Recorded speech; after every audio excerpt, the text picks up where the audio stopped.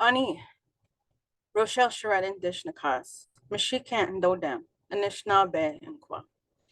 Deshkan Zebing and Dodabindagwas, Londoning Naginjandadas, Michiganing and Dida.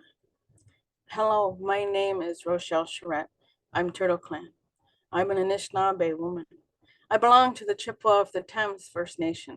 I was born in London. I live in Michigan. Before we dig right into the maps I have upcoming, a little background information is needed.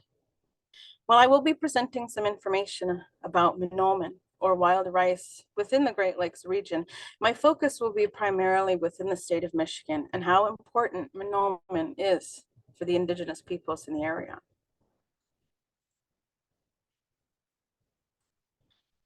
Taking a step backwards for a moment, we look at the Anishinaabe migration story. The reason the Anishinaabe peoples traveled from the northeast coast to the Great Lakes. In speaking of the Seven Fires prophecy, I'll touch upon fires 1 and 3 as they relate specifically to Minoman and the Great Lakes. The first fire, and this is paraphrasing, states that the Anishinaabe nation will rise up and take their traditional ways and relocate. You will know the chosen ground has been reached when you come to a land where food grows on the water. If you do not move, you will be destroyed. And the third fire, the Anishinaabe will find the path to their chosen ground in the west, where they must move their families. This is where food grows upon the waters.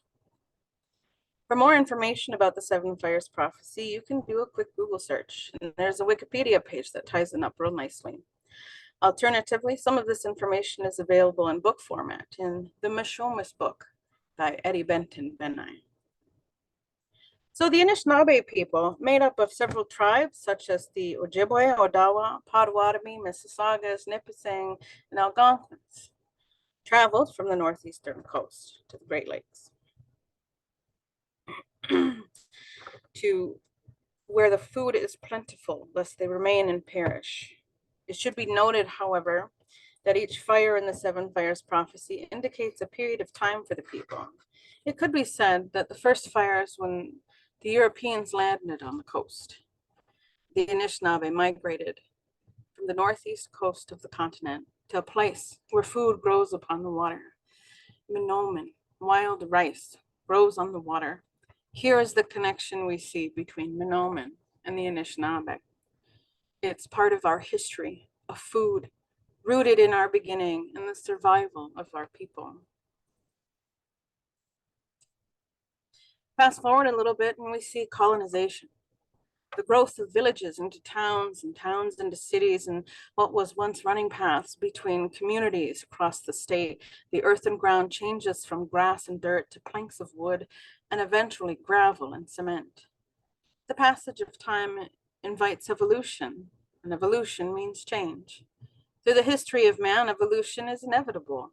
Progress meant cutting trees, draining ponds and wetlands, the construction of roads, and creating agriculture where it had no place to be. Where the natural foodways existed, progress had shunted growth and supply dwindled. The places where wild rice could grow had dwindled to endangerment. It's generally unknown the extent of Minoman sources pre-colonization. Adjectives serve only to tell us that there must have been thousands or that there was an incredible abundance before the necessary wetlands were drained to make way for progress. In researching Minoman in Michigan, I had come across Miss Barb Barton, who had some interesting maps, and using those, I was interested to see how the paths related to food.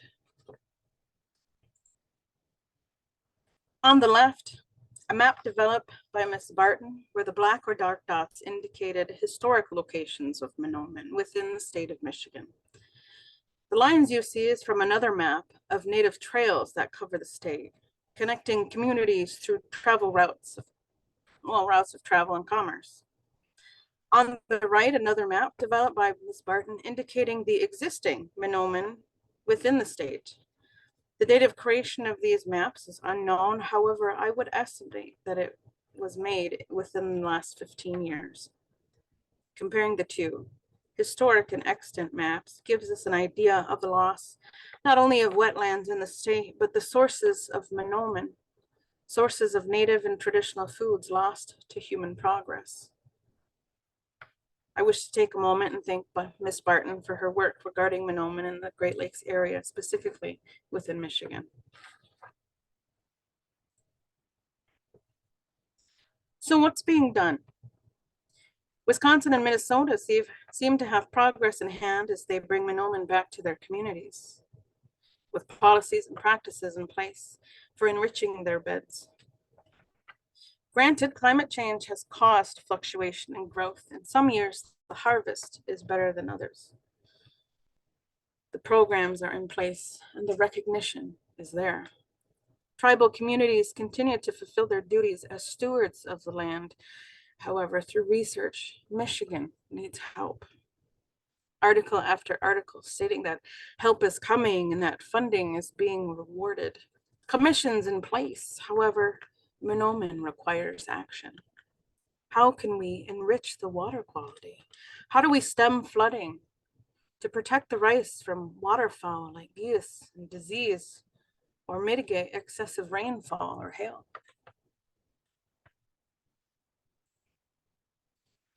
Currently, Mahnomen and wild rice have been spotted, reported, and recorded in several locations in Wisconsin and Minnesota, with recurring practices to help enrich the beds so they can reseed themselves or become bigger.